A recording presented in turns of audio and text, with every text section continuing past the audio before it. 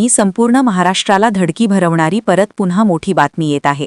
जी चूक आपल्या दादांनी केली होती त्या VSR कंपनीच्या विमानाने प्रवास आणि दादांना जीव गमवावा लागला होता, ती चूक परत पुन्हा झाली। अजून पुन्हा महाराष्ट्र हादरला आहे। या VSR विमान कंपनीचा हलगर्जीपणा, यांच्या निष्काळजीपणामुळे महाराष्ट्राला परत पुन्हा मोठा धक्का। होय, आपल्या दादांचा याच विमान दुर्घटनेत अपघात झालता आणि या विमान कंपनीचा मालक विकी सिंग हा मोठ्या नेत्यांच्या मोठ्या मंत्र्यांच्या संपर्कात आहे। त्यामुळे या संपूर्ण विमान दुर्घटनेपाठीमागे कोण माइंड मास्टर आहेत त्याचा आत्ता सगळ्याच मोठा तपास लागला असून त्याचं नाव ऐकून अख्ख्या महाराष्ट्राला मोठा धक्का बसलेला आहे। नेमकं या माइंड मास्टरने कशाप्रकारे सगळा कट रचलेला होता, कशाप्रकारे सगळं घातपात घडवून आणला, त्याची ओपन माहिती आपण तुमच्यासमोर मांडणार आहेत। तर तुम्हाला हा पूर्ण व्हिडिओ शेवटपर्यंत बघायचा आहे, कारण की व्हिडिओच्या शेवटी आपण तुम्हाला नेमका विमान दुर्घटनेत काय घडलं आणि शेवटच्या मिनिटांमध्ये कसा घात झाला त्याचा सगळ्यात मोठा पुरावा दाखवणार आहे। त्यामुळे एकच विनंती की पूर्ण शेवटपर्यंत व्हिडिओ बघा, तरच तुम्हाला सगळं सत्य समजेल। ही जी विमान कंपनी आहेत VSR, या कंपनीच्या विमानाने प्रवास करून दादांचा अपघात झाला।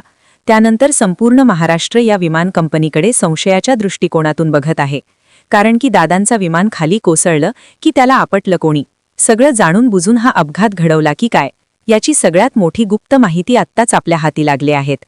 या विमान कंपनीच्या विमानाने प्रवास करणे मोठ्या लोकांसाठी धोक्याचं असू शकतो, असंही म्हणलं जात आहे। नुकताच या विमान कंपनीच्या 4 विमानांवर कारवाई करण्यात आली होती आणि विमानांना उडवण्याची परवानगी नव्हती। आणि आत्ताच आपल्या अशी काही माहिती हाती लागली आहेत, जी ऐकून अक्षरशः तुमच्या पायाखालची जमीन सरकणार आहे। ही सगळी माहिती मी तुम्हाला पुढे दाखवणार, फक्त पूर्ण हा व्हिडिओ शेवटपर्यंत बघत रहा। दादांच्या विमान दुर्घटनेत नेमकं कोण सहभागी आहेत, कोणाचा माइंड मास्टर आहेत, कोणी हा सगळा प्लॅन केला होता, त्यांची नावेच आता उघडपणे जाहीर झाली आहे। आपले रोहित दादा पवार हे सगळे पुरावे दाखवित आहेत आणि त्यानुसार यामध्ये अंतर्गत कोण या विमान कंपनीला सपोर्ट करतात त्यांची नावेच आता उघड झाली आहेत। दादांच्या विमान दुर्घटनेचा सगळ्यात मोठा पुरावा आपल्याला ब्लॅक बॉक्समधून मिळाला असता, परंतु ब्लॅक बॉक्स जळाला असं म्हणलं जात आहे।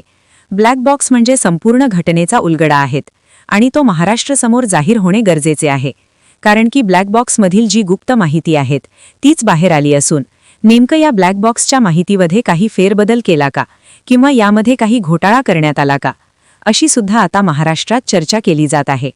त्या विमान दुर्घटनेमध्ये मृत्युमुखी पडलेली पिंकी माही नावाची मुलगी, तिच्या वडिलांनी काही धक्कादायक पुरावे दाखवले आहेत।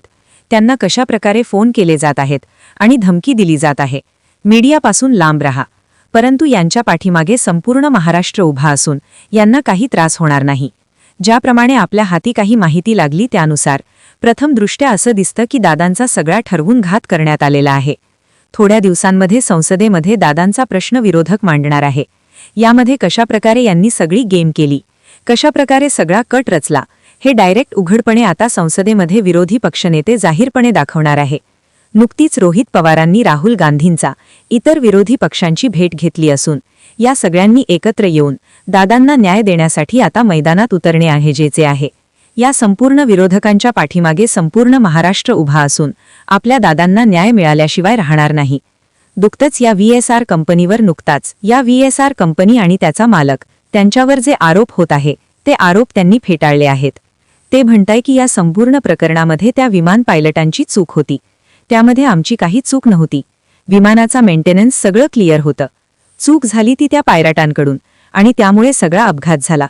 परंतु या संपूर्ण अपघाताच्या खोलात जाऊन बारीक पडताळणी करणं गरजेचे आहे, ज्यानुसार आपल्याला उलगडा होईल की यामध्ये नेमकं पडदेमागून कोणी काही फिल्डिंग लावलेली होती का, कारण की दादांच्या अपघातावर प्रत्येक महाराष्ट्रातला व्यक्ती संशय व्यक्त करीत आहे। तसंच इतर पक्षाचे नेते आमदार सुद्धा दादांच्या अपघातावर प्रश्न उपस्थित करत आहे। नुकतंच दादांच्या आमदारांनी सुद्धा या दादांची अपघाताची चौकशी पारदर्शक व्हावी यासाठी पाठपुरावा करायला सुरुवात केली आहे। आपल्या दादांसाठी आत्ताच आपल्या व्हिडिओला एक लाईक झालाच पाहिजे आणि दादांसाठी एक कमेंट लगेच झालीच पाहिजे। ब्लॅक बॉक्स मधील डेटामध्ये फेरफार करण्याचा प्रयत्न, अजितदारांच्या मृत्यूचा तपास कुणाला नकोय, रोहित पवार जय पवारांना एकच शंका, राज्याचे उपमुख्यमंत्री असलेल्या अजित पवार यांचा 28 जानेवारीला बारामतीत विमान अपघातात मृत्यू झाला। अपघातानंतर काही दिवसांतच दादांच्या विमान अपघातावर अनेकांकडून शंका उपस्थित केली गेली आणि सुरू झाला या प्रकरणाचा सीआयडी तपास. या घटनेला जवळपास 1.5 महिना उलटलाय, पण अजूनही या प्रकरणात म्हणावे तसे अपडेट, अपघाताचं नेमकं कारण स्पष्ट होऊ शकलेलं नाहीये. पण आता त्याच्याही पलीकडे जाऊन एक वेगळाच प्रकार केला जात असल्याचा आरोप रोहित पवारांनी केलाय. त्यामुळे एकूणच या प्रकरणाची चौकशी आणि VSRच्या मालकाबद्दल संशय आणखी बळावतोय. रोहित पवार यांनी आतापर्यंत अजित पवारांच्या अपघात प्रकरणात अनेक गोष्टी समोर आणल्या. त्यामधून त्यांनी खळबळ उडवणारे आरोपही केलेत. पण रोहित पवारांनी आता जो आरोप केलाय तो सर्वात गंभीर म्हणता येईल असा आहे. अजित पवार यांचा ज्या VSR कंपनीच्या विमानात अपघात झाला त्या कंपनीचा गलथान कारभार वेगवेगळ्या घटनांमधून समोर आलाय. पण आता याच्याही पुढे जाऊन VSR कंपनीचा मालक VK सिंग हा आणखी काही मोठ्या चुका करत असल्याचा आरोप रोहित पवारांनी केलाय. रोहित पवार नेमकं काय म्हणालेत? फेरफार करण्यात अत्यंत सराईत असलेला VSR कंपनीचा मालक VK सिंग सद्यस्थितीला आपल्या मर्जीतल्या काही अधिकाऱ्यांना हाताशी धरून FDR अर्थातच फ्लाईट डेटा रेकॉर्ड मधील डेटा एडिट करत असल्याची माहिती मिळाली आहे. DGCA किंवा AAIB मधील जे कोणी या कामी मदत करत असतील किंवा करणार असतील त्यांनी फॉरेन्सिक ऑडिट मध्ये हा फेरफार पकडला जाईल याची नोंद असू द्यावी. उद्या आम्ही संसदेच्या माध्यमातून समिती स्थापन केल्यानंतर आणि त्यात फॉरेन्सिक ऑडिट झाल्यानंतर VSR कंपनीला वाचवायला कुणीही येणार नाहीये. तसंच DGCA मध्ये अनेक अधिकारी प्रामाणिक देखील आहेत हेही लक्षात असू द्यावं असं रोहित पवार म्हणालेत. दुसरीकडे काल जय पवार यांनीही 2 महत्वाची विधानं केली आहेत. यामध्ये त्यांनी सर्वात आधी VSR कंपनीच्या प्रवासाला विरोध केलाय आणि दुसरीकडे ब्लॅक बॉक्स मधील माहिती समोर आली पाहिजे अशीही मागणी केली आहे. कारण आपल्याला ब्लॅक बॉक्स मध्ये काय झालं ते माहिती पाहिजे, फ्लाईट डेटा रेकॉर्डर मध्ये काय माहिती मिळते ते माहिती पाहिजे आणि अजून काय वेगवेगळी गोष्टी जे समोर अजून आले नाहीत. जेव्हा ते समोर येतील आपल्या सगळ्यांना ते तिथं कळेल.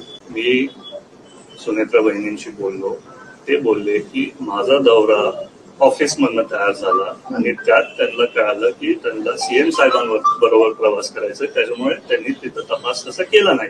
हे माझ्या जेव्हा कानावरती आलं मी स्वतःच आपल्या बहिणींच्या ऑफिस मधल्या सगळ्याच अधिकाऱ्यांशी बोललो की ह्याच्या पुढे जरी पुढचे काय विमानांचे प्रवास असतील ते VSRच्या कंपनी कधीच होऊ शक्य नाही आणि ते होणार नाही. राज्याचे उपमुख्यमंत्री एकनाथ शिंदे यांच्या शिवसेनेनंही VSR कंपनीच्या विमान प्रवासावर बहिष्कार टाकलाय. त्यामुळे एवढ्या मोठ्या प्रमाणात ज्या कंपनीवर आरोप होत आहेत त्याचा मालक जर सावध होण्याऐवजी आणखी फेरफार करण्याचे प्रयत्न करत असेल तर या प्रकरणाला गंभीर वळण लागू शकतं. त्यामुळे असाही सवाल उपस्थित होतोय की VSRच्या मालकाच्या मागे नेमका कुणाचा हात आहे. एकूणच रोहित पवार यांनी केलेले आरोप आणि या प्रकरणातील वेगवेगळ्या घडामोडींबद्दल तुम्हाला नेमकं काय वाटतंय ते कमेंट बॉक्स मध्ये नक्की लिहा आणि या प्रकरणाच्या सर्व अपडेट जाणून घेण्यासाठी तुम्ही लोकमत पाहत राहा.